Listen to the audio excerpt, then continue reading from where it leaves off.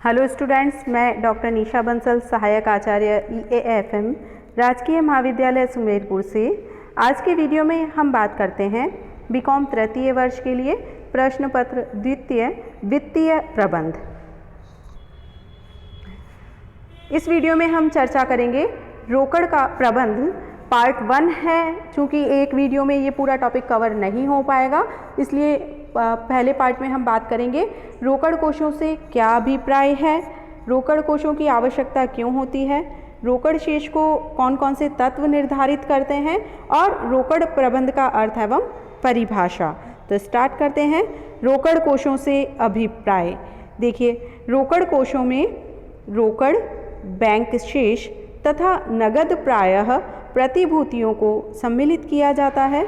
नगद प्रायः प्रतिभूतियों में मार्केटेबल प्रतिभूतियाँ तथा बैंक में समय अवधि जमा को सम्मिलित किया जाता है। सबसे पहले हम बात करते हैं रोकड़ कोष क्या होते हैं। देखिए, एक व्यवसाय का मूल आधार है रोकड़ कोष। बिना रोकड़ के एक व्यवसाय के संचालन की कल्पना करना मुश्किल है, क्योंकि व्यवसाय की जो नींव है वो रोकड़ पर आधारित है। जब तक रोकड़ नहीं होगी, संस्था के कार्यों को संपादित नहीं किया जा सकता। तो इस प्रकार से रोकड़ कोषों की तुलना हम, जैसे मानव शरीर में रक्त है, उसी प्रकार एक संस्था में रोकड़ कोषों की तुलना हम कर सकते हैं रक्त से। तो इस प्रकार से रोकड़ कोष होते क्या हैं। सबसे पहले तो रोकड़ कोषों में हम नगद को सम्मिलित करते हैं या बैंक में जमाओं को सम्मिलित करते हैं। साथ ही जो नगद प्रायः है, नियर कैश सिक्योरिटीज़ जो हैं, नगद प्राय प्रतिभूतियाँ जिन्हें तुरंत कैश में कन्वर्ट कराया जा सकता है, यानी कि जैसे कि सरकारी प्रतिभूतियाँ जिन्हें आसानी से तुरंत नकदी में परिवर्तन कराना संभव होता है, तुरंत उन्हें विक्रय किया जा सकता है। तो इस प्रकार से रोकड़ को, बैंक शेष और जो मार्केटेबल सिक्योरिटीज़ है वो सभी नगद कोष या रोकड़ कोष में सम्मिलित किए जाते हैं। नेक्स्ट देखिए, रोकड़ कोषों की आवश्यकता क्यों होती है एक संस्था में। तो ध्यान दीजिए, सबसे पहले व्यापार संबंधी प्रयोजन के लिए रोकड़ कोषों की क्यों आवश्यकता है। सबसे पहले जो व्यापार संबंधी प्रयोजन हैं उनको पूर्ण करने के लिए रोकड़ की आवश्यकता होती है। व्यापार संबंधी प्रयोजन यानी कि ट्रांजैक्शन मोटिव, व्यापार के जो साधारण संचालन हैं, साधारण संचालन के अंतर्गत जो खर्चे होते हैं उनके नगद भुगतान के लिए। कौन से खर्चे होते हैं, जैसे क्रय वस्तुओं का कच्चे माल का क्रय संस्था को करना है, या श्रमिक को किसी प्रकार का कोई भुगतान करना है, या संस्था को कर या लाभांश के रूप में किसी प्रकार का कोई भुगतान करना है। तो ये सारे कार्य किसमें सम्मिलित किए जाते हैं, व्यापार संबंधी प्रयोजन में। इन सब भुगतानों के लिए संस्था को रोकड़ की आवश्यकता होती है। नेक्स्ट है आकस्मिकता संबंधी प्रयोजन, प्रिकॉशनरी मोटिव, यानी कि व्यापार में किसी भी प्रकार की आकस्मिकता कभी भी उत्पन्न हो सकती है। किस प्रकार की आकस्मिकताएं उत्पन्न हो सकती है। देखिए, जनरली जो आकस्मिकताएं होती है उनका पूर्वानुमान व्यवसाय में नहीं किया जा सकता। पूर्वानुमान इनका करना संभव नहीं होता है। जैसे मजदूर हड़ताल कर दे मजदूरी बढ़ाने के लिए, या तालाबंदी कर दे, या किसी प्रकार की कोई दुर्घटना हो जाए, ऐसे समय में नगद राशि होना आवश्यक है। ऐसी दुर्घटनाओं का सामना करने के लिए, आकस्मिकताओं का सामना करने के लिए संस्था में नगद कोष होना आवश्यक है। ऐसी सिचुएशन में यदि नगद कोष उपलब्ध नहीं है संस्था के पास, तो इन आकस्मिकताओं का सामना नहीं किया जा सकता। तो इस प्रकार से जो आकस्मिकता संबंधी प्रयोजन है, या हम कह दें कि किसी भी प्रकार की कोई जिसको हम बोल सकते हैं संस्था के सामने सुअवसर उत्पन्न हो जाए। कच्चा माल यदि संस्था खरीदना चाहती है, नगद उसका भुगतान करे तो वो डिस्काउंट पर मिल सकता है। तो संस्था लेनदारों को टाइम पे भुगतान कर दे तो उन्हें किसी प्रकार का कोई डिस्काउंट मिल सकता है।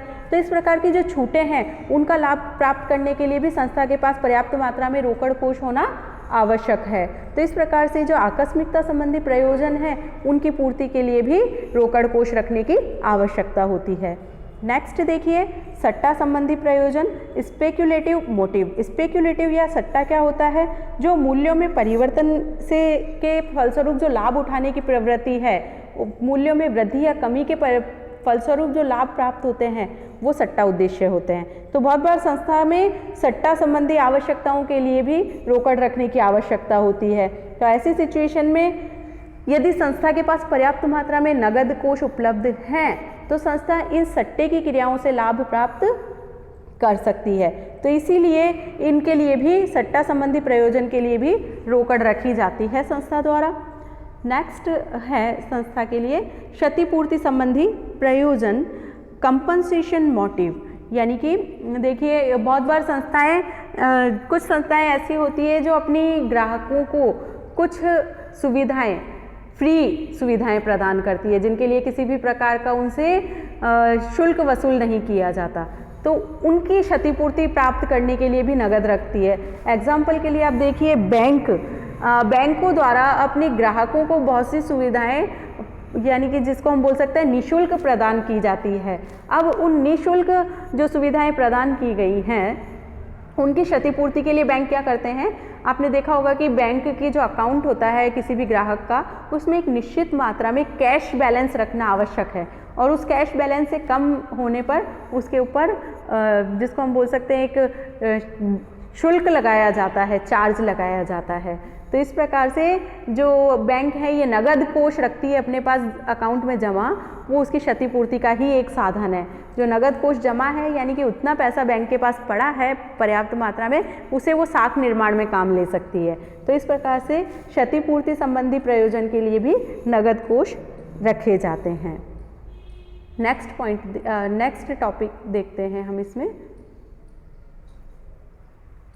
रोकड़ शेष को निर्धारित करने वाले तत्व। एक संस्था की रोकड़ शेष को कौन से तत्व निर्धारित करते हैं?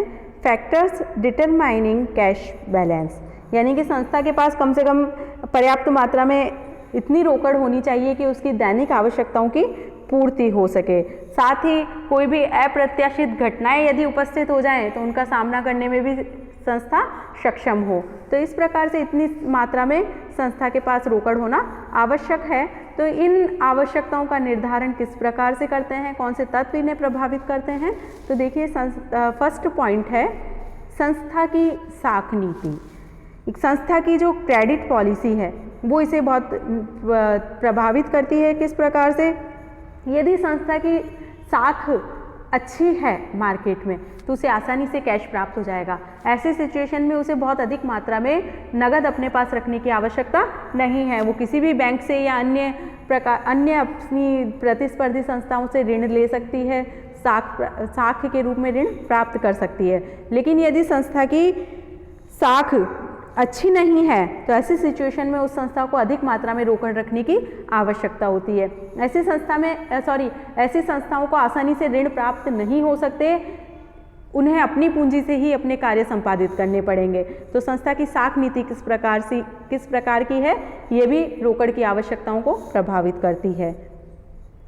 नेक्स्ट देखिए उत्पादन प्रक्रिया, प्रोडक्शन प्रोसेस, यानी कि प्रोडक्शन प्रोसेस कैसा है संस्था का। प्रोडक्शन प्रोसेस जितना लंबा होगा, जितना अधिक समय लेने वाला होगा, संस्था को रोकड़ की उतनी ही अधिक मात्रा में आवश्यकता होगी।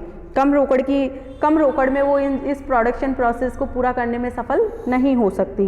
लेकिन इसके विपरीत यदि प्रोडक्शन प्रोसेस उसका छोटा है, बहुत ज़्यादा लंबा नहीं है, तो कम मात्रा में, या प्रोडक्शन प्रोसेस कम समय लेने वाला है, बहुत जल्दी पूर्ण हो जाता है, तो ऐसी सिचुएशन में कम रोकड़ रखकर भी वो अपनी कार्यों का संपादन आसानी से कुशलतापूर्वक कर सकती है और उसे कम रोकड़ की आवश्यकता होगी। नेक्स्ट देखिए उत्पादन नीति, प्रोडक्शन पॉलिसी। प्रोडक्शन पॉलिसी कैसी है संस्था की? देखिए प्रोडक्शन पॉलिसी कैसी हो सकती है? एक तो जितनी मांग है उतनी मात्रा में ही प्रोडक्शन किया जाए। दूसरा, मांग नहीं है, बहुत अधिक मात्रा में एक्सेस प्रोडक्शन करके रखे ताकि जब भी आवश्यकता हो उसके पूर्ति की जा सके। तो ऐसी सिचुएशन में जो पहली नीति है संस्था की कि जितनी मांग है उतनी ही मात्रा में प्रोडक्शन करती है, तो ऐसी सिचुएशन में कम रोकड़ रखकर भी संस्था अपनी आवश्यकताओं की पूर्ति कर सकती है, उत्पादन को पूर्ण कर सकती है। लेकिन यदि संस्था बहुत अधिक मात्रा में उत्पादन पहले से ही करके रखना चाहती है तो ऐसी सिचुएशन में उसकी रोकड़ की आवश्यकताएं बढ़ जाएगी, उसे अधिक मात्रा में रोकड़ कोष अपने पास रखने पड़ेंगे, तभी वो अपनी आवश्यकताओं की पूर्ति कर सकती है, प्रोडक्शन प्रोसेस को पूरा कर सकती है। नेक्स्ट देखिए बैंक से संबंध, बैंकिंग रिलेशंस। संस्था के बैंकों से किस प्रकार के संबंध है? यदि बैंकों से अच्छे संबंध हैं संस्था के तो कम रोकड़ रखकर भी वो अपनी आवश्यकताओं की पूर्ति कर सकती है।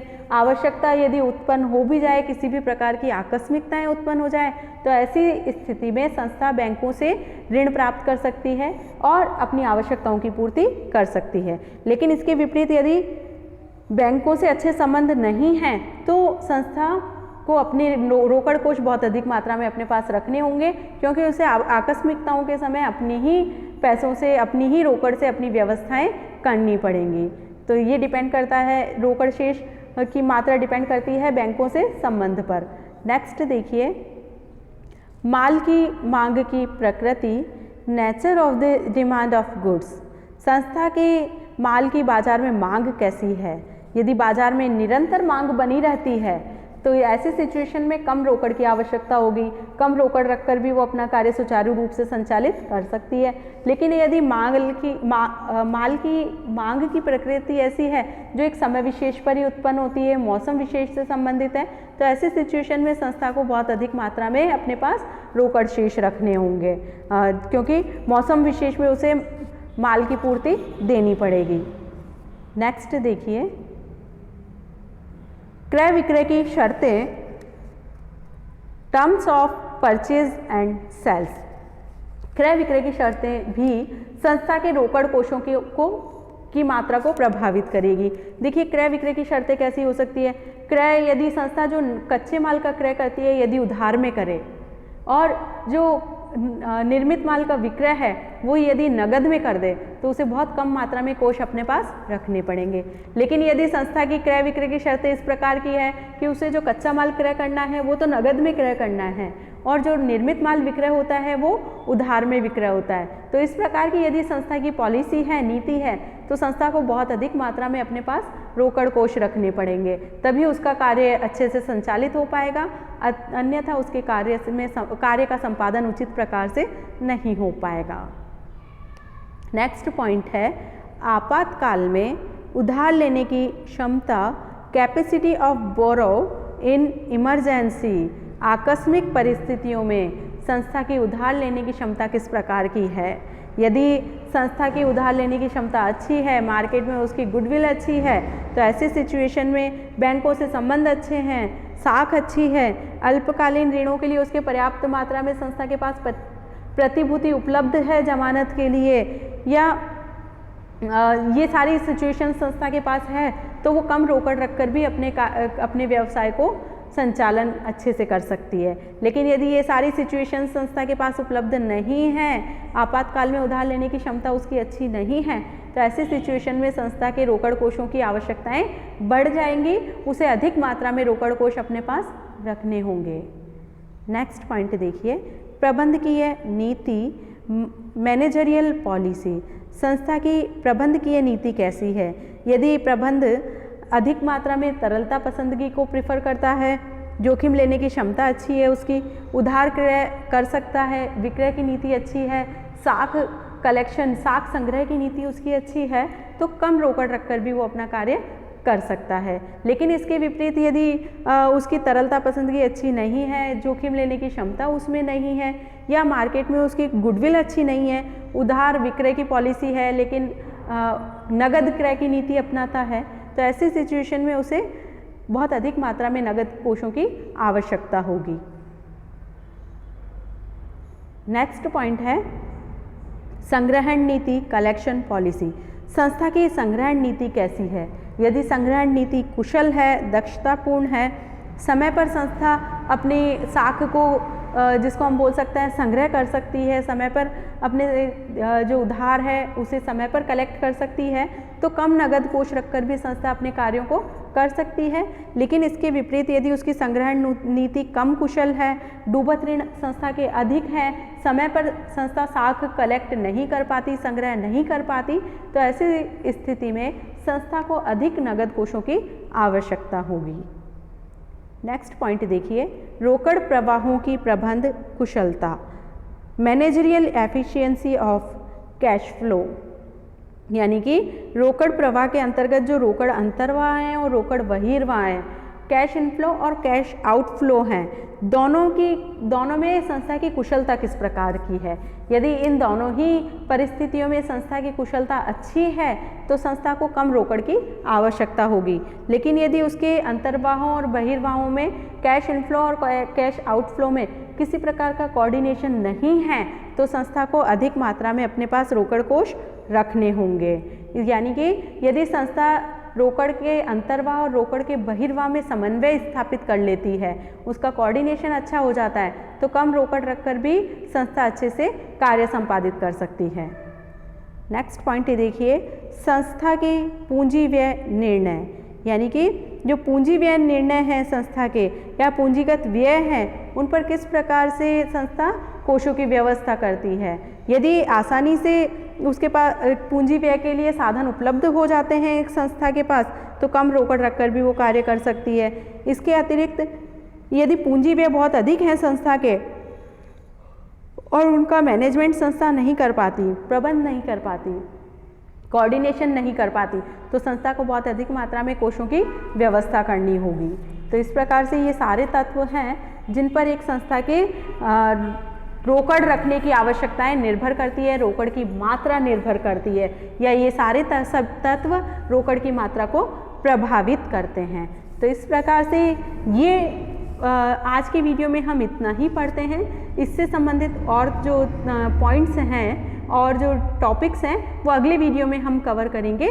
तो तब तक के लिए